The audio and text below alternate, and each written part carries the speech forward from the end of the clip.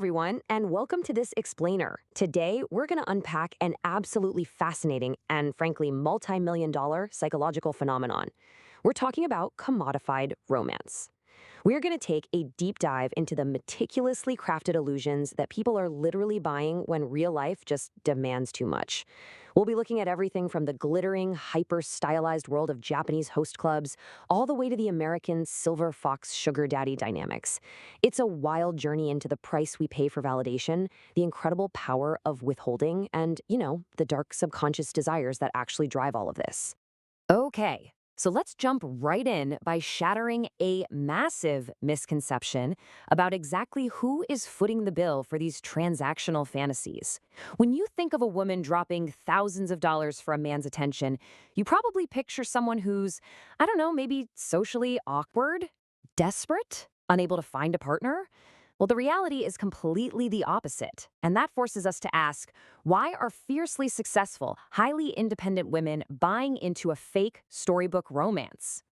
Let's start with part one, selling the perfect romance, the glitz and the transaction. To answer that question, we begin our journey in the hyper-stylized, totally anime-inspired world of the Japanese host club. Here, emotional labor isn't just a part of the job, it is literally the ultimate product. So the really crucial point here is that these women aren't desperate at all. They're often high-earning, fiercely independent professionals. Actually, a lot of them work in the night trade industry themselves. They've got financial autonomy, but they are deeply alienated and just exhausted by the heavy expectations of real-world dating in a society with very rigid gender roles. Because, let's face it, real relationships are messy, right?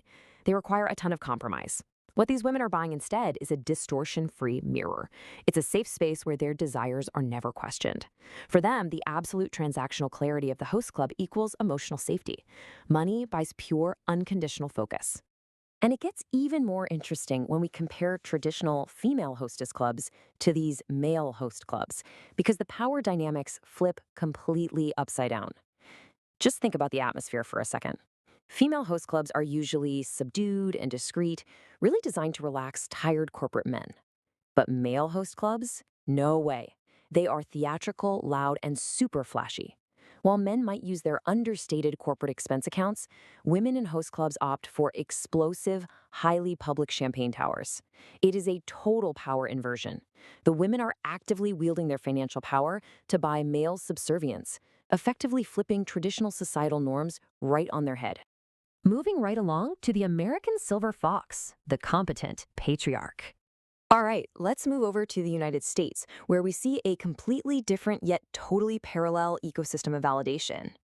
Here, the fantasy isn't a highly stylized, feminized entertainer pouring your champagne.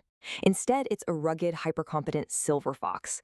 This is your classic daddy figure, the guy who provides safety, career mentorship, and financial empowerment. And what's really fascinating here is that many young, independent women, who might even identify as feminists, actively seek this out. Why? Well, because they are co-opting patriarchal power rather than trying to dismantle it.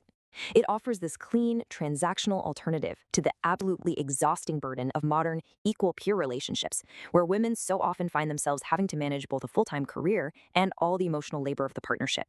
Now, what's truly a game changer is when this dynamic flips into what we call the reverse sugar inversion, the patroness. Instead of a wealthy man, you have a highly educated, wealthy woman buying ultimate control by funding an older intellectual's bohemian lifestyle. Think, a starving artist or maybe a jazz musician. She doesn't need his money at all. She is the status in the room. She uses her capital to buy a feeling of authenticity and escape from the sterile corporate world, acting as both a benevolent benefactor and a muse. She basically masters the patriarchal structure by taking over the provider role entirely. Now for a really crucial concept, koi vis a, the engine of desire. To truly understand the psychology keeping these multi-million dollar machines running, we actually have to look at the Japanese language itself. There's this concept called koi, and it is the absolute engine of the host club. Koi translates roughly to romantic longing. It's that passionate, anxious ache of unfulfilled love. It's inherently selfish. It's all about wanting to possess someone. And most importantly, koi thrives purely on distance, uncertainty, and the thrill of the chase. The host club is essentially selling this exact addictive tension. As long as a client feels koi, she's going to keep spending thousands. So we can clearly see how manufacturing this endless horizon of koi keeps the money flowing. But then, on the other hand, we have I, I is settled, enduring, self-sacrificing love. The catch, if true I is reached, the commercial utility completely dies. A woman who has achieved real, settled love with a host simply doesn't need the grand public spectacle of a champagne tower anymore. It's a profound, tragic irony, really. Achieving true love would literally bankrupt the host club's business model. So the system traps the client in the koi phase forever, convincing her that if she just spends a little more money, it will eventually magically transform into I.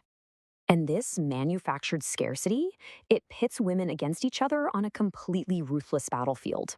It escalates from economic one-upmanship, we're talking literal champagne wars waged just to publicly humiliate a rival patron, all the way to territorial claims over who gets to sit directly next to the host. Ultimately, the women start weaponizing the host's survival, threatening to withhold spending and ruin his livelihood if he even looks at another client. And the wildest part of the whole shebang? The host actively orchestrates this chaos. He deliberately triangulates the women just to maximize his own profits. That brings us to the power of withholding, sex as the final act. But there is one strict rule that governs this entire fantasy world, and breaking it brings the whole illusion crashing down. In a Japanese host club, sex inside the venue is strictly forbidden. It is such a fascinating paradox. Withholding physical intimacy is actually weaponized to protect the illusion.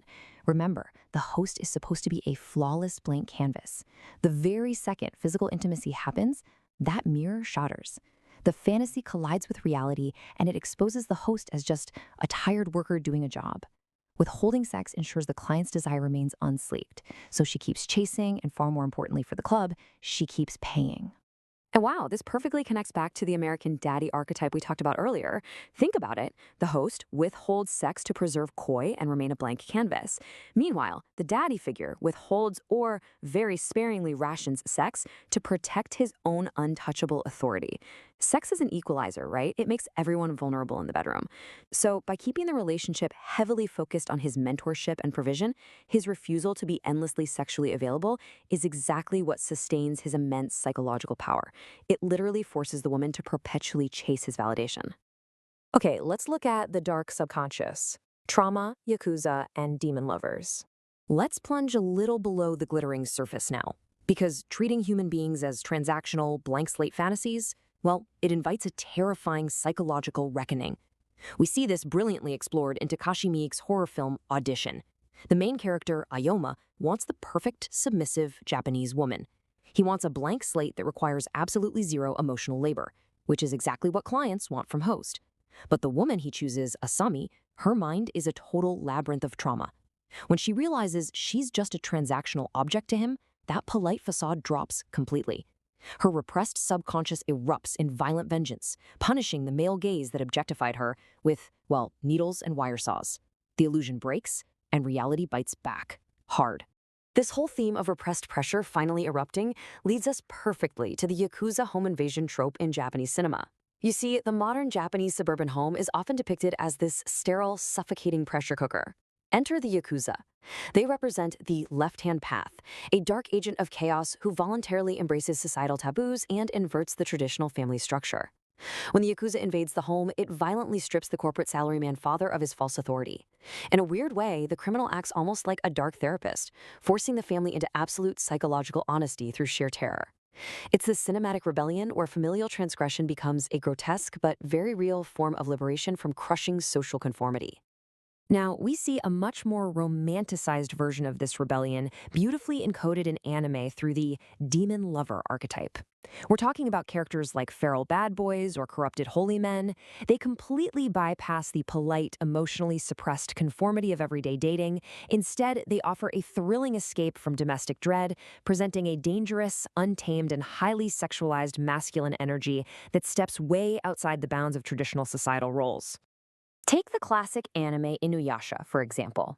The heroine has this incredible ability to slam a lethal, hypermasculine half-demon face-first into the dirt with just one single word, oswari, or sit boy.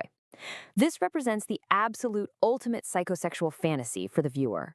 It's the thrill of enjoying a dangerous, highly aggressive protector while still retaining absolute unilateral control over his aggression. She literally holds the leash on raw, untamed power. So, to wrap up this explainer, I want to leave you with one final thought regarding the transactional illusions we construct just to survive our own lives. Whether it's a woman pouring millions of yen into a champagne tower for a host, a young woman seeking a hyper-competent daddy for shelter from modern dating, or our collective fascination with holding the leash on a demon lover, what does all of this really say? If we literally have to buy our fantasies and intentionally withhold real intimacy just to feel safe, powerful, and validated, what does that reveal about the true cost and the crushing exhaustion of our modern reality? Thank you so much for exploring this deeply complex topic with me. And hey, keep questioning the illusions around you.